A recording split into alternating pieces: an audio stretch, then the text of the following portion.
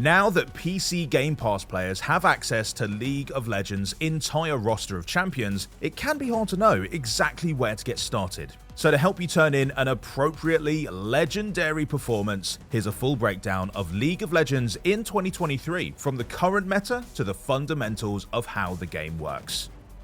Nearly 15 years on from its initial beta release, League of Legends is a massive cultural phenomenon, complete with the largest international esports scene and bi-weekly game updates that keep the game fresh with new content and balance changes. But don't be daunted by all that, there's still plenty of room for newcomers. We'll start with the most basic of basics, how a game of League works. If you know this already, feel free to skip to the timecode on screen now for more info on champions and balancing. Each game of League starts with 2 teams of 5 picking their characters from a roster that now contains over 160 different champions, all with different abilities and unique appearances. The goal is for one team to destroy the shining crystal in the other's base, known as the Nexus, and boom, the game's over. Kinda similar to a game of Capture the Flag. But to get to that point, players will need to work together to cross the map, known as Summoner's Rift, where they'll not only be met by the opposing team, but with towers shooting powerful laser beams, hordes of henchmen known as minions, and other fearsome creatures.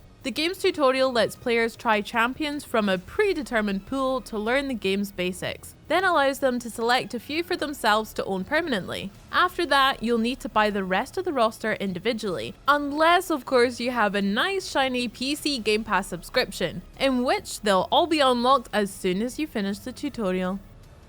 Each champion is classified based on their strengths, like being a marksman or a mage, but they're also classified by which part of the map they tend to perform best in. Tanky champions are often found in the top lane, where they attempt to gain gold and become unkillable raid bosses as the game progresses. Mages and assassins enjoy the freedom that the middle lane or mid lane provides to both sides of the map. The bottom lane, or the bot lane, is home to 2 versus 2 action, complete with a marksman and supportive character on each side. Players tend to go to this lane in pairs because most marksmen, referred to as attack damage carries or ADCs, tend to be pretty frail and need a good supportive champion at hand to keep them alive. ADCs often become the strongest and most difficult champions to play against as games go on longer, meaning if they can get a hefty lead early thanks to their supports, they can absolutely snowball games.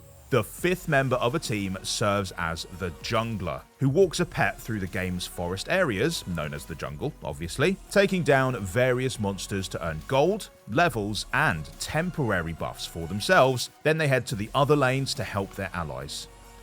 But with so many playable champions available, where do you even begin? Luckily, each champion has a different complexity level, including some relatively simple ones that are ideal for learning each of the game's roles. If you reckon you would enjoy playing as a mage with a positive attitude and a strong control of light magic, you should check out one of League's most popular champions, Lux. A royal from a land where magic is frowned upon, Lux is a great character for learning fundamentals like landing skill shots. If you prefer characters with large, durable armor and swords, then perhaps Lux's brother, Garen, is a better fit.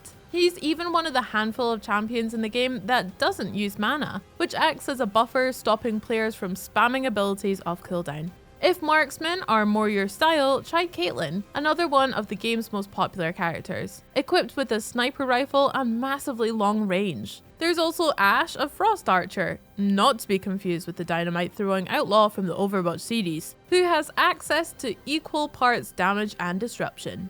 An easy support champion to pair with most marksmen is Yuumi, a small talkative magical cat who possesses the unique playstyle of attaching herself to an ally to shield them while becoming untargetable by enemies. If you want to lead allies into battle as a support, try Nautilus, a scuba diver-esque creature who wields a giant hook and kinda resembles the eerie big daddies from the Bioshock series. The jungler is a bit of a unique case because they don't head directly into one of the game's main lanes, but if you're a fan of flanking enemies from outside of their field of vision, then give the speedy swordsman Master Yi or monstrous hound Warwick a try. Or if you'd rather blast through monsters as if you were the Doom guy, take a look at the shotgun wielding Graves, who's been a powerful pick for a number of years. Now, even if you've played the game before, there's never been a better time to come back to League. Riot recently implemented their massive mid-season balance patch, preparing for the first international esports tournament of the year, taking a hit at a long-standing tank meta and bringing more champion diversity back to the bot lane. Oh, and just around the corner is the first Darkin champion we've been introduced to in a number of years, a mysterious creature, or creatures, known as Naafiri, who we still know very little about.